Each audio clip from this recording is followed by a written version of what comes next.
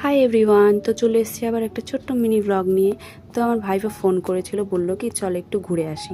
তো আমার দুই ভাইপো আর আমি মিলে চলে এসেছি। ও নতুন গাড়ি কিনেছে, তো সেই জন্যই আর কি বেরিয়েছিলাম।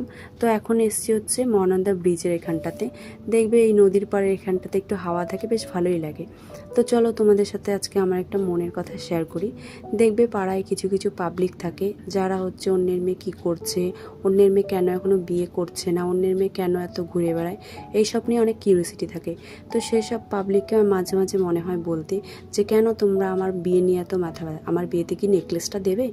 কিন্তু ভদ্রতার খাতিরে তারা বড় হয়, সেজন্য কিছু বলতে পারি না। তো যাই হোক, ছাড়ো, বাদ দাও এসব কথা।